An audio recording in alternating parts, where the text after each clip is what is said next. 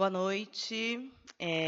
Estamos mais uma vez aqui no nosso Reprogramando. Lembrando que o Reprogramando é um projeto da Casa Eliseu Voronkoff, onde a gente quer falar sobre culturas. A nossa ideia do nome do programa, Reprogramando, é a gente tentar criar uma reprogramação aí, porque eu acho que as pessoas estão vendo a cultura de uma forma um pouco negativa, talvez estejam sendo disseminadas informações que não são tão legais.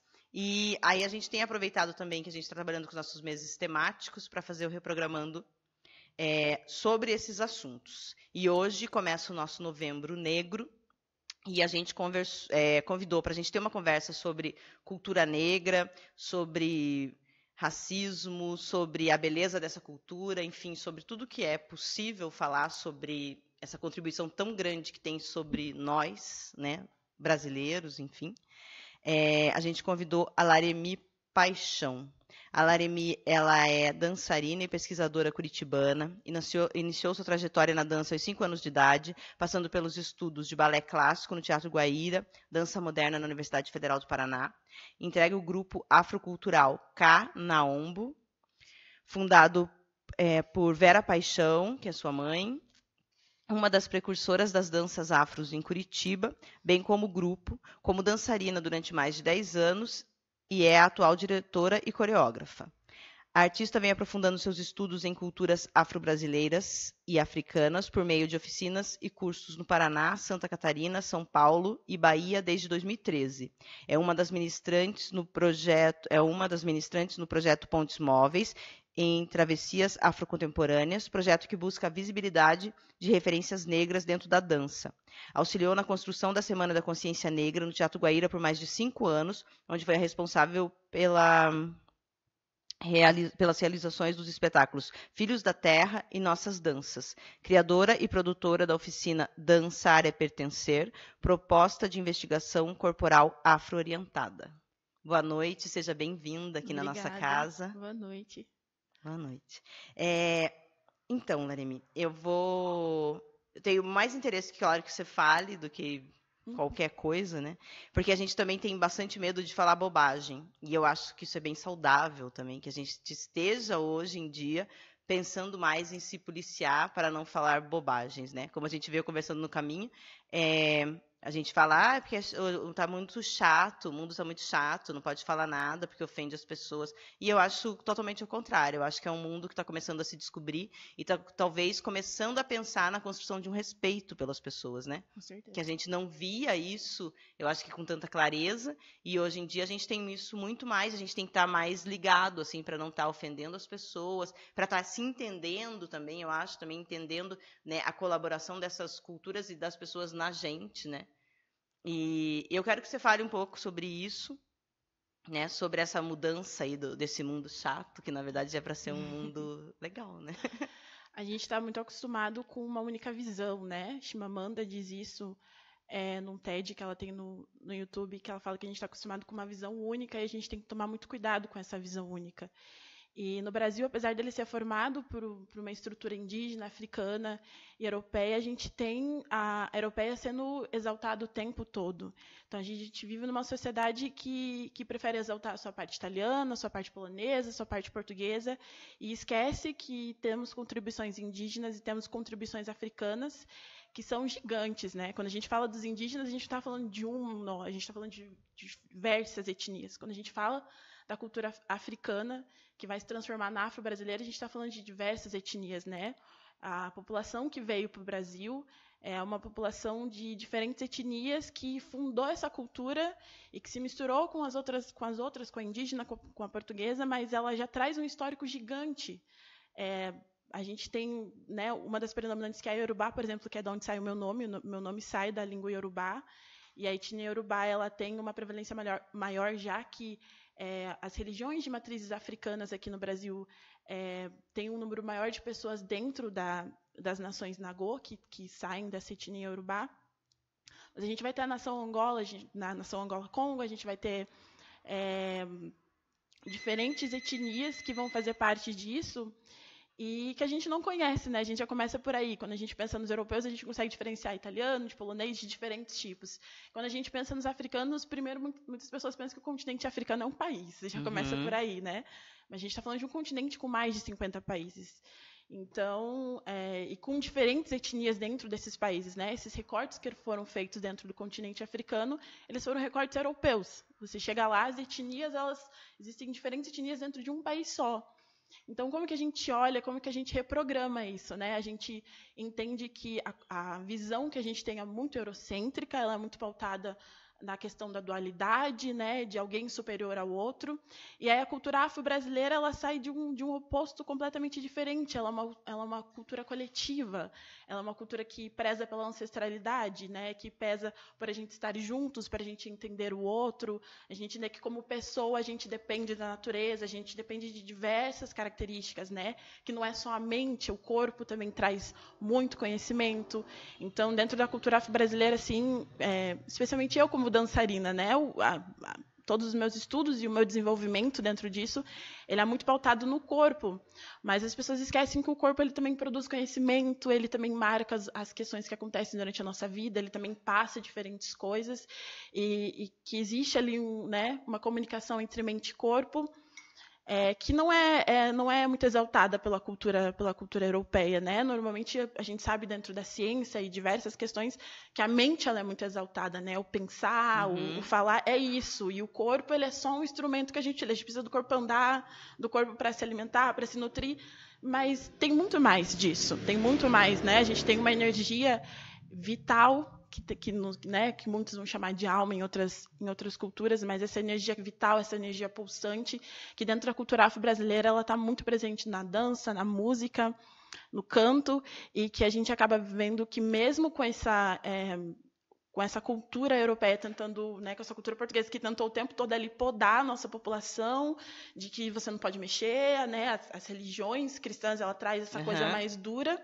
Você traz a cultura afro-brasileira dentro das suas religiões, trazendo o corpo como importante. Então, né, na religião a gente se movimenta, a gente dança, a gente canta, é a forma como a gente celebra tanto o espiritual, mas também como o material, né? Então, acho que isso é muito importante de trazer assim nessa questão mesmo de qual é o olhar que você tem quando você olha para a cultura afro-brasileira, né? Eu sou uma pessoa que tenho pais que participaram do movimento negro, então desde que eu me conheço por gente, eu tenho esses pais que questionam essas coisas, né? Meu pai e minha mãe sempre tiveram ali, como que você olha para a TV? Como que você olha para a representatividade que está ali? Como que você olha para isso? Como que você olha para aquilo? E sempre tentaram trazer, e o meu nome traz isso, né? Essa questão de resgatar essa cultura. Então, de mudar essa visão. Para mim, porque a sociedade vai tentar me fazer olhar com os olhos das pessoas brancas, da cultura branca, né? De que a minha cultura não é boa, eu preciso rechaçar as religiões de matriz africana, eu não posso gostar disso, eu não posso gostar daquilo, porque isso é feio, né? Eu preciso exaltar a miscigenação no formato de que quanto mais eu me miscigenar, mais a cultura branca vai estar dentro de mim, então isso vai ser lindo, o que não é verdade, né? A gente precisa entender que existem diversas visões, diversas maneiras de ver o mundo, diversas maneiras de pensar o mundo, diversas maneiras de se comunicar com o mundo, né? Que todas são válidas. Então, esse momento que a gente está, eu percebo as pessoas um aumento do questionamento disso, né? Por que a minha cultura está nesse local? Por que ela é considerada inferior? Ela é inferior porque ela não entra dentro das características que você escolheu? Mas isso é dentro do seu pensamento, não é dentro do meu, né? Dentro das visões, das filosofias africanas que chegam aqui. A gente pensa de uma outra forma, a gente se relaciona de uma outra forma, a gente pensa a comunidade, coletividade, ancestralidade de formas diferentes. Então, as pessoas, a gente não está acostumado, né, a sair dessa zona de conforto. Então, quando a gente está ali, aí, mas como assim? Essa é a visão que eu estou acostumada e agora eu tenho que entender a sua. E aí fica todo mundo nessa de, tipo, e o que eu faço? A gente ouve, que eu acho que é a primeira coisa que a gente precisa fazer, é ouvir, entender, procurar. A gente está numa época de informação, a internet está aí, né, para mostrar muita coisa. Tem muitos artigos, livros, pessoas que dedicaram anos da vida, que fizeram documentários, como Beatriz Nascimento, mostrando para as pessoas o quanto a nossa cultura ela achou formas de se manter e de resistir, né? O mais importante da cultura afro-brasileira é que ela é uma cultura de resistência. As religiões de matrizes africanas, né, o candomblé, a umbanda, elas resistiram. A dança resistiu, o samba resistiu, o funk hoje resiste, que é um modelo contemporâneo que a gente pode ver do quanto as pessoas gostam até um limite, dependendo de como esse limite... Que horror, por que isso?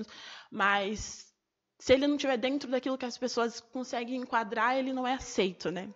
Então, acho que um primeiro movimento que a gente precisa ter das pessoas, da branquitude em si, né, é de ouvir, mas também de pesquisar, né? Não esperar que a gente esteja ali trazendo tudo, né? Ó, é isso aqui, leia e você... Não, se você não for procurar, se você não for querer entender, se você não tiver essa movimentação de eu quero conhecer, eu quero sair desse pensamento que me traz privilégios em todas as áreas, né? Porque às vezes é difícil para você ver o seu próprio privilégio, mas no momento que você começa a ver isso, você começa a ver que ele está em tudo, ele está na cidade, ele está na forma como se você se movimenta, nos seus estudos. Por que eu não tenho escritores negros, né, nas escolas? Ah, não existe? Não existe? Ou não estamos acostumados a ver eles porque eles são deixados de lado? Por que a gente não tem as referências das danças negras presentes dentro das faculdades de arte, presentes nas escolas? Porque elas não existem? Não, elas estão aí, diversas. Eu mesmo estudo diferentes artistas contemporâneos, antigos, que estão aí trabalhando há anos e não são reconhecidos como algo que precisa ser estudado. E por que não? Essa visão única, ela não foi uma coisa ali ingênua, né? Ela foi proposital. Porque a cultura afro-brasileira, ela é rica em diferentes pontos e a gente nem tem noção da quantidade de etnias que chegou aqui. Já começa por aí, né? Então, mesmo as questões em comum que resistiram, que se mantêm, a nossa sociedade tenta o máximo possível invisibilizar. E a gente tem tido um movimento contra a corrente, né? Esses movimentos são contra a corrente. Não, a gente está aqui, a gente está existindo, é um processo, a gente está falando de um movimento negro que trabalha há décadas, né, para o que a gente está vendo hoje em questão de representatividade não começou há 10 anos atrás, são pessoas que estão aí há 40, 50 anos trabalhando, que entraram em diferentes lugares, que ocuparam espaços, e aí agora a gente tem um contingente maior de jovens e de adultos dizendo, não, pera, a gente está aqui, a gente está crescendo, a gente tem agora as nossas referências, estamos tendo acesso a referências, e a gente também quer que vocês estudem essas referências, entendam essas referências, porque se a gente conseguiu, vocês também conseguem, então, eu né? acho que essa formação... É porque, assim, eu acho que o tempo todo, né? Eu tenho 40 anos. Então, a gente estudou uma cultura branca. Com certeza. Igual eu te falei, né? Eu vinha de uma infância toda negando, né, meu cabelo, meu nariz, não gostava das minhas referências que são negras. Com porque, certeza. né? Então... E não gostava delas porque eu venho de uma sociedade onde o cabelo liso é legal, não sei o quê. E uma escola que ensinou pra gente uma visão europeia, porque você estudava em livros que contavam a versão da história europeia. Então, o que eu falo, tipo, o que a gente tem hoje é que graças, né, a tecnologia e a várias outras portas que foram, tipo, não é mais só a editora que escolhe, hoje em dia você consegue trazer, né, fazer o teu livro, você tem uma isso, assim, a informação chegando por várias vias, né, que trazem muitas coisas ruins, mas também conseguiram trazer muitas coisas legais. E eu acho que é legal que as pessoas consigam entender que o que estava faltando era essa informação. A gente só tinha uma versão da história, que era uma versão de uma história branca, dos caras que chegaram, invadiram tudo, foram lá na África, pegaram as pessoas, trouxeram. Até hoje, né, esse papo sobre essas várias etnias, né, que vieram como escravos, né, porque não eram todos os escravos que estavam no mesmo lugar, que vinham do mesmo lugar. Então, muitos nem conseguiam se comunicar direito no começo e tal. Também, para mim, foi super recente, assim. Foi com alguém que eu estava conversando esses dias sobre, e a pessoa falou, olha, então eles vinham, eles nem conseguiam, porque eles pegavam em vários lugares, né? E como foi superado tudo isso, e qual que é a história dessas pessoas, né? Então, eu acho que isso é fundamental também, que isso vá numa crescente, e não porque a gente quer negar uma história branca. Não, porque todas elas existiram, né? E talvez essa versão tão linda da história branca não era bem por aí, tanto que a gente foi descobrindo que não era nada disso. Não foi uma descoberta, né? Foi uma invasão. Então, você tem tudo isso mudando também, graças a essas informações que vão... Igual, Curitiba tem hoje um roteiro da história negra da cidade, né? Eu vi esses dias atrás. A linha preta. Né? Eu vi que umas professoras daqui foram. Daí até estava falando com a Tânia, que é uma professora de história que frequenta bastante a casa. Pensou que a gente não conseguiria fazer isso aqui, né? E ela falou, mas a gente vai achar esses dados onde? Porque é verdade, né? Também foi meio que apagado, né? Isso também teve lugares que não preservaram nada, porque não se fez questão de se preservar. essa história, que daí coloca o negro como existente, né? E como tão participativo e tão construidor de uma história quanto o branco. Isso é Principalmente negado na porque não região está sul, escrito, né? Que é uma região que a gente tem uma porcentagem menor de negros, mas dependendo do local que você vai, acredita que não tem. Eu já fui em alguns lugares do Brasil. Você é curitibana, mas Curitibana tem negros? Curitiba tem negros, né? Tem bastante. A gente tem uma história, né? A Linha Preta é uma construção disso. A gente tem outras pessoas também, pesquisadoras, que também estão trazendo, conseguindo buscar e ir atrás de uma história em Curitiba que a gente não tem noção, né? Eu conversando com uma amiga, a Brenda, e ela estava me contando dela e de mais algumas pesquisadoras que estavam correndo atrás disso, né? Que conseguiram achar em jornais, em diversos locais em relação às irmandades negras que existiram em Curitiba. E que se conecta completamente com essa história que a gente não conhece, né? Não tem contato. Acho que isso que você traz é muito importante. A nossa estrutura educacional, né, foi por isso até que a gente teve a Lei 10.639, né, para que a gente comece a estudar as populações negras, mas a gente ainda não tem um material que chegue nessas escolas, né? Não que ele não tenha sido produzido, a gente tem pessoas que produziram esses materiais, mas como que é o processo até chegar nessas escolas? Então, a gente sabe que algumas políticas foram feitas para que a gente alcance isso, mas o de fato, o que acontece na escola, de fato, a gente tem diversos professores por aí fazendo trabalhos incríveis, né? Mas eles ainda são formiguinhas, porque eles ainda estão lutando contra um sistema que é estrutural. No problema da nossa sociedade é que ela é estruturada em cima do racismo. E para se desestruturar, vai ser um choque muito grande para as pessoas que têm eu acho que a é o que está acontecendo. deturpação também da questão religiosa negra, né? Porque Com tem uma deturpação disso, que as pessoas acham, nossa, que a gente fica animais cortando as patas, né? Tipo, toda uma monstruosidade que se constrói quando não se tenta entender, né? E que é proposital, né? Quem vai se aproximar disso? Quem vai querer? E isso acontece tanto para as pessoas brancas como para as pessoas negras, né? Eles não querem que a gente tenha a nossa identidade. Nunca quiseram que isso acontecesse. Então, até num artigo que eu li, que se chama Cantar, Batucar e Dançar, Cantar e Batucar, ele traz que na cidade de Vassouras, na época da escravidão, eles tinham leis em que eles escreviam que pode deixar eles dançarem, mas não deixa eles ligarem nisso e começar a se unir muito e começar a perceber que isso tem alguma coisa de questão religiosa. Leva eles para a Igreja Católica. Por quê? Porque eles sabiam que isso era uma forma de manter uma cultura muito, muito rica que está ali, né? Para mim, toda a cultura afro-brasileira, grande parte dela resiste dentro das religiões de matriz africana. Então, se você deixa que as pessoas se aproximem, cheguem próximo, vai criar um reboliço, que é o que a gente já está vendo em outras situações, quando a gente pensa, por exemplo, em representatividade. Então, é proposital mesmo que as pessoas não conheçam de fato, né, as religiões. Mas é isso, você precisa ir lá, você precisa conhecer, você precisa conversar com o Mel Orixá. O mínimo cuidado, né? Isso que me preocupa. Assim, igual eu tive um episódio durante as eleições, né? Que alguém compartilhou um artigo de alguma coisa que liberou o sacrifício, enfim. E aí eu argumentei que precisa ter cuidado quando a gente compartilha esse tipo de coisa, porque atinge diretamente as religiões de matriz africana. Exato. Por quê? Né? Daí veio não sei quem, porque você não pega os animais tudo espedaçado, não sei aonde. E eu, durante algum tempo, me achei cuidadora, né, e protetora de animais e tal. Hoje em dia eu faço questão de dispensar esse título se esse tipo de pensamento conduz essas pessoas, porque eu acho que a gente precisa ter um cuidado muito grande, né, com a religião e com respeito. Não pode ser porque a minha luta é que os animais não sofram e tal, e com isso eu deturpar totalmente uma religião que eu não conheço, que eu não sei como funciona, que eu tenho total desconhecimento. Então eu acho que tem que ter cuidado. Eu não preciso dizer, nossa, vamos sacrificar animais. Não é? Tipo, não é isso que está se pedindo. Não. É o mínimo de compreensão, o mínimo de entendimento. E vá lá e saiba como é. Exato. Né? E eu acho que isso era o mais importante. Como é que a gente vai fazer? Porque assim, quem está disposto a aprender, já está disposto a aprender. Isso é o mais legal, que tem um monte de gente afim, né, de tomar cuidado, de não falar bobagem, de aprender e de sacar também quanto dessas referências negras estão na gente, que eu acho que é o mais legal, quando você se descobre também, né, que você fica até orgulhoso, fala, pô, né, ó, minha ancestralidade aqui, né, cara. Então, tipo, é legal isso, né, esse orgulho vir surgindo, assim. Mas eu eu penso como é que a gente vai fazer para chegar nas pessoas que não, né, que não estão dispostas a aprender.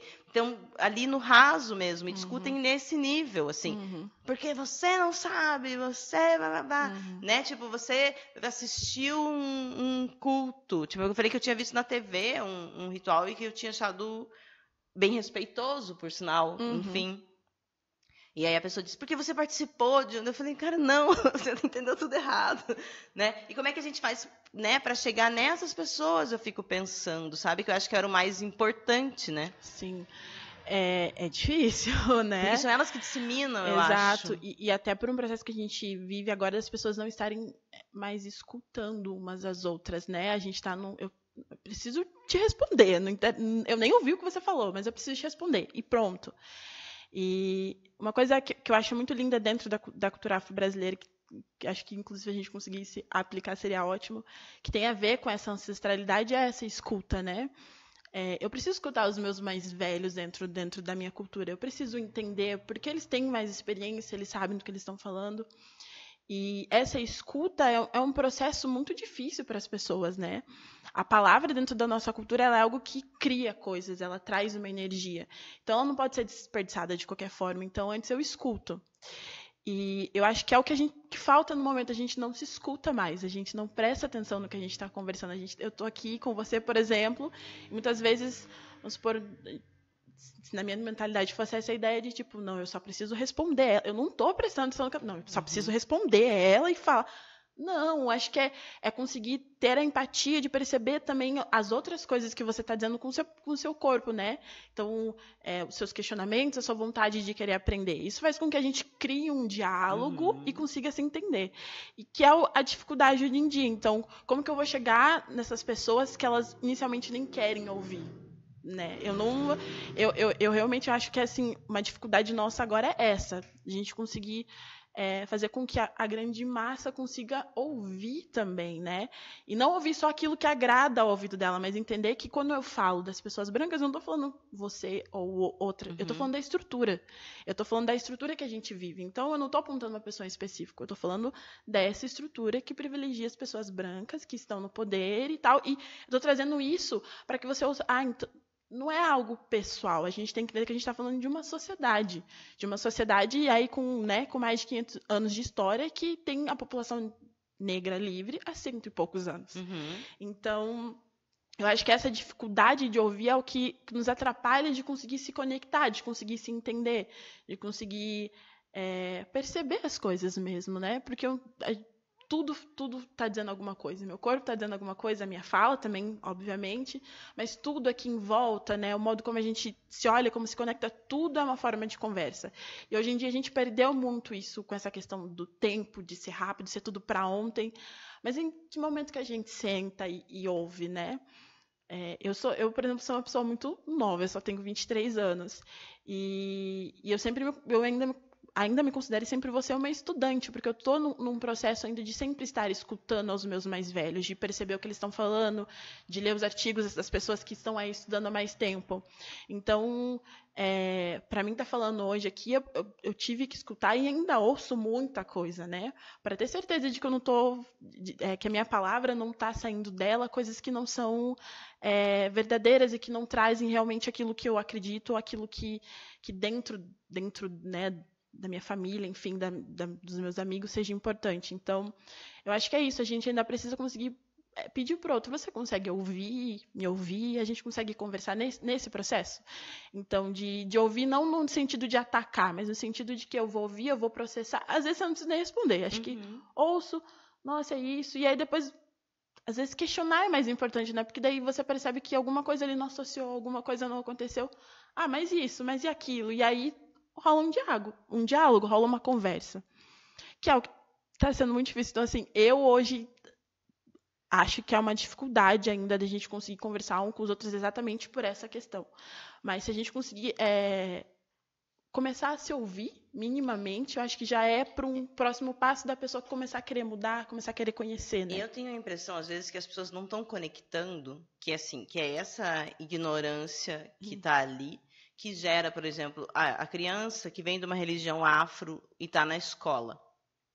né? Uhum. Ela é totalmente fora daquele contexto e as outras crianças tratam ela mal, vão falar coisas horríveis sobre aquela religião. Por quê? Porque estão vindo com essa orientação de casa. Aí a gente fala de piedade, a gente fala de, sei lá, Setembro Amarelo, de um monte de coisas que eu acho que a gente não está conectando, que de repente esse nosso preconceito está fazendo com que a gente faça pessoas sofrerem. Com Né? E que depois então a gente vai criando uma sociedade doente, quando aí a gente depois diz, nossa, olha lá, meu Deus, o que aconteceu, né? Como se a gente não tivesse culpa nenhuma disso. Eu acho que, na verdade, quando você se propõe a ouvir e compreender, é o momento que eu acho que você começa a destruir esse tipo de situação. Exato. Agora, você colocar lá no perfil o amarelinho lá, eu acho que isso não colabora em nada se isso não é uma atitude na tua vida. E não é assim, nossa, porque eu sou muito legal. Não, porque a vida é feita de diferenças. Eu acho que você precisa abrir o espaço para entender. E tem que entender isso. A partir do momento que você demoniza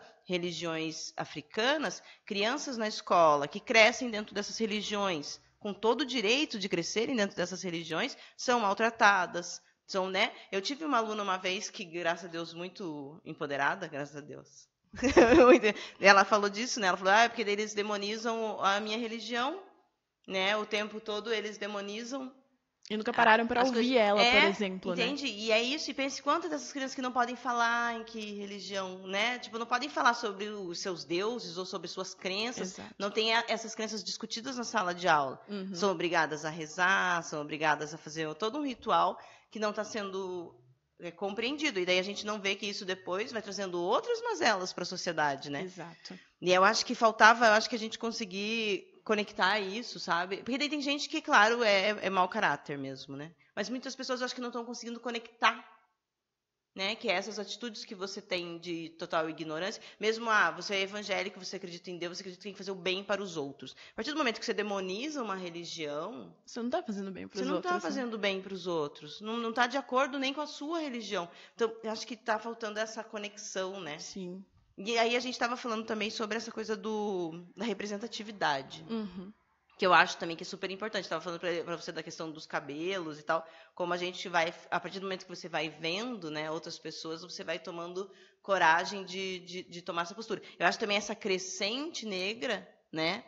Ainda bem que a gente tem essa crescente força aí agora cada vez mais pulsante, eu acho, né? Cada vez mais pessoas se assumindo de religiões afrodescendentes, enfim, né? Cada vez, eu acho que vem também dessa representatividade que está crescendo, né? Sim. E que é fundamental, que eu acho que as pessoas precisam entender isso. Por que é importante, né? Você ter negro, você ter trans, você ter as pessoas, né? Porque elas vão servir de inspiração para outras, né?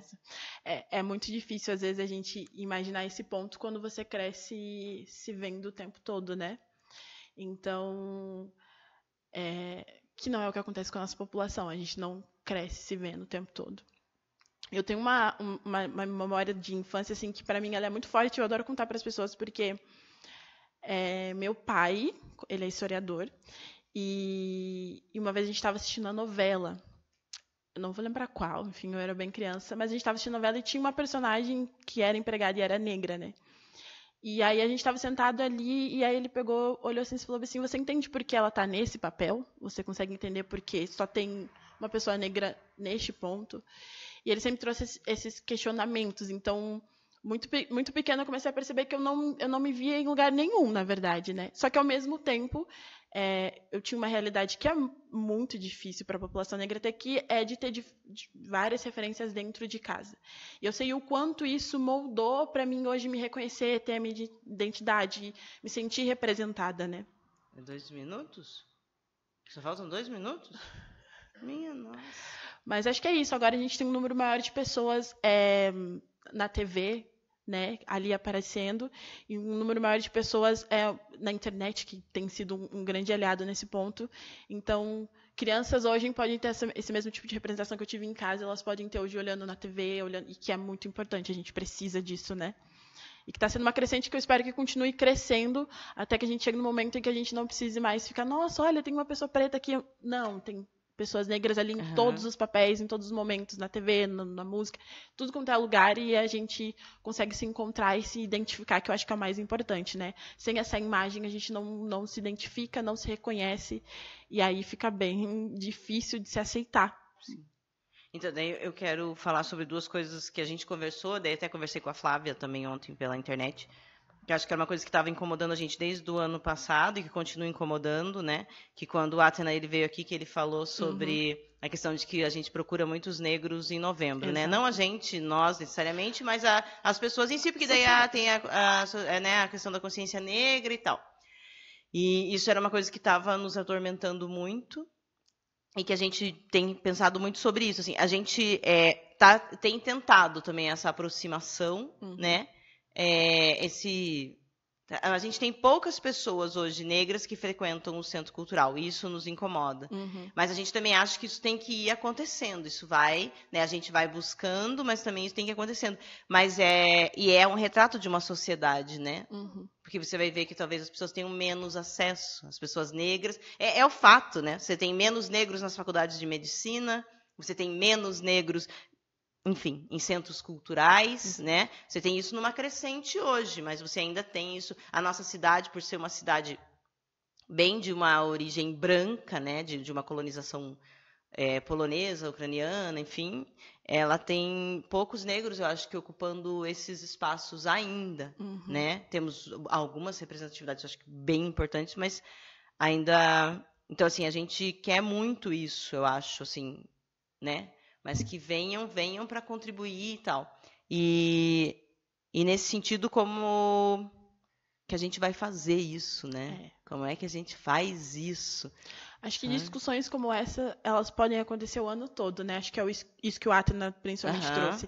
Chega novembro, a minha agenda, assim, ela é lotada de atividades, todo mundo convida, todo mundo chama, mas são questões que acho que a gente precisa conversar todos os dias, a gente precisa conversar todos os meses. É importante ter esse momento em que a gente tem esse boom, é importante.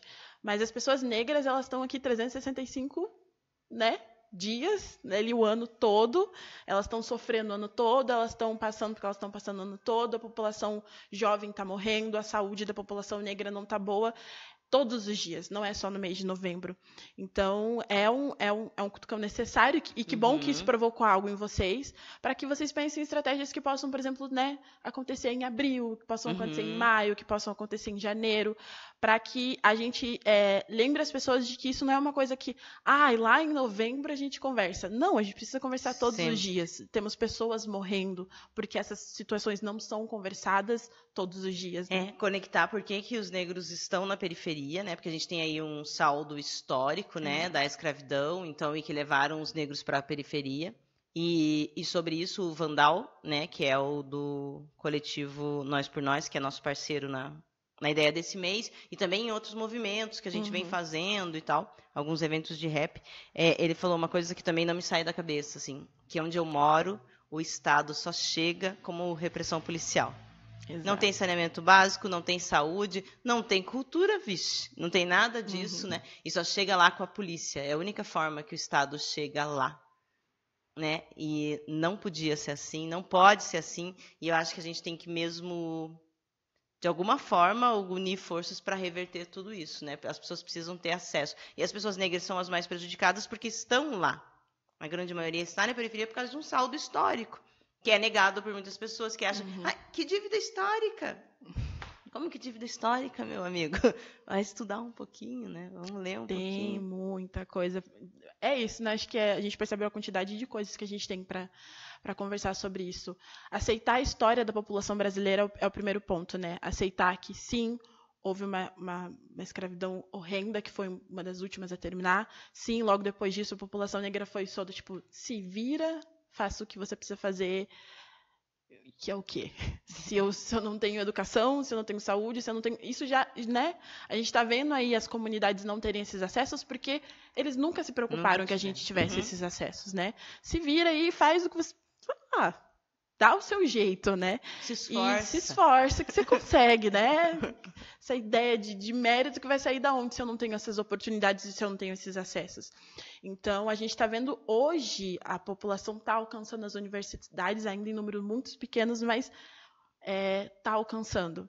E é isso, acho que o primeiro é você conseguir entender, você sair desse ponto, né? Porque, não, nada a ver, olha, tem não sei o que, tem não sei o que, tem isso, agora tá na moda. Não está na moda, a gente está conseguindo alcançar alguns pontos que ainda não são os necessários, mas ainda tem muita gente ficando. E as comunidades são exemplos disso, né? As situações que a gente tem visto nas comunidades do Rio de Janeiro mostram isso, né? O fato de a gente estar na periferia foi um projeto. Por que eu vou querer essas pessoas acessando o centro? Uhum. Né? Curitiba tem muito disso, né? A nossa população está na periferia porque foi uma estratégia, não foi algo... eles foram ali e começaram a criar as coisas. Não, a gente está na periferia por causa disso e a gente tem que alcançar várias coisas. Então, existem tantas preocupações que chegam na gente antes da gente pensar em algumas coisas que para a população branca é tão tranquila, que é esse ponto que a gente precisa achar essa conexão, né? De primeiro, a população branca entender quais são os pontos que estão tão fáceis para elas que elas acham que é normal e que não são normal para o resto da população. Ainda mais uma população que você tem mais de 50% de negros e pardos. Então, quais são esses pontos que para mim é tão fácil, mas não é tão fácil assim para o resto da população? E aí a gente percebe a quantidade de coisas que a gente está ali todo dia quebrando uma barreira e avançando para onde está, né? Conseguindo as coisas. Então, acredito que seja isso, assim. Você quer que eu leia? O que foi? É que tem alguns comentários aqui. Uhum. Além da TV, a literatura infantil também tem trabalhado e pensado essa representatividade. Foi a Jaque que falou. Sim, com certeza. Aí a Andréia falou, as mudanças têm vindo dos movimentos negros, da sua mobilização, também de muitos professores que, apesar de sua formação voltada sempre para a visão burguesa, branca, europeia, buscam outras visões. Sim, sim. Como eu falei, o que a gente está vendo hoje, ele sai de um processo de um movimento que está ativo aí há anos, há décadas, e muitos desses são professores, né? Como meu pai mesmo é um professor de história dentro da rede estadual que enquanto esteve atuando, fez tudo o que podia fazer para trazer a cultura ali para dentro, para fazer as pessoas entenderem diversas outras coisas. Então, a gente tem milhares de professores por aí fazendo um trabalho muito importante, que precisa ser reconhecido pela nossa... Que eu acho que é isso, né? Precisa ser reconhecido pela educação. Então, muito do que a gente vê hoje não foi algo que começou há 10 anos. A gente está falando de movimentos que começaram lá, né, nos anos 90, 91, que principalmente trago os exemplos que eu tenho de Curitiba, que começaram a se reunir, que começaram a se encontrar, que começaram a estudar, que foram atrás de poder estudar, e que hoje está reverberando nessa grande crescente do que a gente está vendo com a juventude de hoje. Mas não foi essa juventude que começou, foi, né, pais, avós, enfim, várias outras pessoas que se uniram e entenderam que a gente precisa correr atrás de políticas públicas, por exemplo. A gente sabe que algumas políticas, como as cotas, só estão aí vigentes. Não foi porque o governo quis, foi porque teve uma massiva movimentação do movimento negro pensando no Brasil, né? Eu falo Curitiba, Paraná por ser a minha realidade, mas a gente tem que pensar São Paulo, Salvador, né, diferentes lugares que estão ali e que até hoje estão... E no Nordeste, cidades muito menos estruturadas, né? A gente ainda está numa situação ainda privilegiada, se você for pensar, né? Porque a situação para o Nordeste ainda acaba sendo mais difícil, né? Uhum. Então, a gente tem que acabar, mas na verdade a gente vai continuar conversando. Mas eu quero agradecer imensamente. Esse mês, então, a nossa ideia é manter essa temática, mas a gente tem tentado, então a gente no Cineclube a gente já abordou a gente trouxe 2 filmes, a gente teve uma discussão sobre, que foi o Enferrujado na Clã e que é o filme daquele menino, que é sobre a musicalidade das religiões afros. Eu acho que ele é da Bahia, ele está em Portugal agora, até a gente conseguiu conversar com ele, eu não vou lembrar o nome do filme, alguma coisa para Orins, não vou lembrar. Enfim, mas aí a gente também vem tentando isso, e foi bem legal, que a gente conseguiu conversar com o diretor aqui, e tinha pessoal da escola, foi bem bacana, assim, sobre a questão da música na religião afro, muito bacana. Mas, enfim, na verdade, a gente fica tentando se redimir, né? Senão a gente tem que fazer as coisas, fica tentando, não, mas tem que ser melhor do que tem sido, eu acho, né? Da gente e da sociedade toda. Sim. Eu acho que a gente tem uma dívida histórica, sim, e precisa entendê-la. E quando a gente entender isso, a gente também vai se entender melhor enquanto gente, né? E como que é essa miscigenação aí do Brasil. Então, eu quero agradecer imensamente você ter aceitado o nosso convite. Acho que a gente pode pensar em umas outras coisas também, né? Para oficina e... Sim, com certeza. Né? E agradecer ao pessoal que acompanhou a gente até agora. A nossa live fica disponível na página da casa. E é isso. Acompanhe a nossa programação do Novembro Negro, já está lá no nosso site. Tem toda a programação do mês de novembro, já está por lá. Hoje a gente já mandou por e-mail e a gente continua divulgando aí nas nossas redes. Então, no Facebook e no Instagram. É isso, obrigada. Boa noite, Ever. Boa noite, Pedro Svendrich. Obrigada. Obrigada.